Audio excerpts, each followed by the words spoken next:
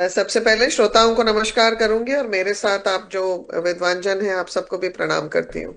सबसे पहले तो ये समझना होगा दिग्विजय सिंह का जो बयान है पूरा उन्होंने कहा दवाई बनाते हैं, तो दिग्विजय सिंह की सबसे पहले गलती उनके सहयोगी डीएमके सरकार के जमीन पर ये दवाइयां बनती हैं। 2000 स्क्वायर फुट की जो वो मैन्युफैक्चरिंग प्लांट है जिसको निरंतर उनके अधिकारी गण, उनका जो ड्रग कंट्रोलर है क्लीन चिट देता है, उस पर प्रश्न चिन्ह उठते हैं।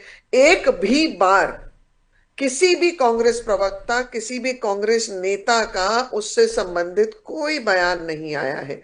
तो वहां पर तो ये अपना पर्दा झाड़ रहते हैं। अब दूसरी चीज, दिग्विजय सिंह के बयान पर भी आप गौर करिए। मुझे ऐसे लगता है, और बोलने में कोई चूक भी नहीं करूंगी, ये वही दिग्विजय सिंह है जो कभी पोस्टर बॉय बनते हैं, जिनका नाम बंटाधार भी रखा गया। और क्यों? आपको याद होगा एक ऐसा किस्सा जिसमें किसानों ने जब प्रदर्शन किया उन पर गोलियां चलाई गई। ये वही दिग्विजय सिंह है जिसमें ना मानवता ना मानव अधिकार के लिए कोई नियम कायदे को उन्होंने रिस्पेक्ट की थी। और अब इनको, मुझे ये भी बोलने में कोई संकोच नहीं होगा, अपने बेटे को एक पॉलिटिकल कैरियर देने के लिए, कहीं राजनीतिक कोई विकल्प पकड़ाने के लिए कहीं ना कहीं ये सुर्खियों में रहना चाहते हैं। और नई बात नहीं है।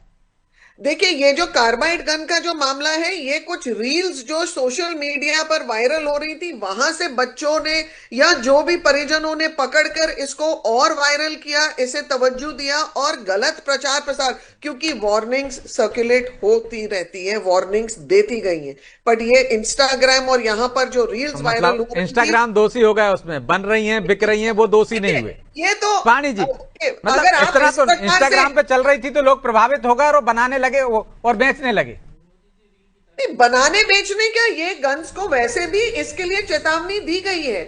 बट कहीं पर किसी ने इसको ऐसे शोकेस किया और वहां से ये बच्चों का दुर्भाग्य है।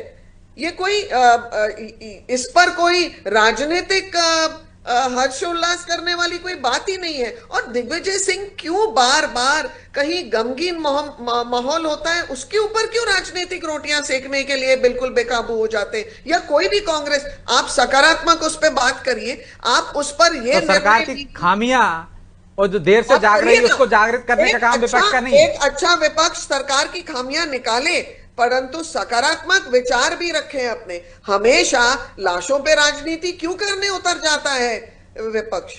ये विपक्ष क्या, ये कांग्रेस की ही आदत है। और कांग्रेस की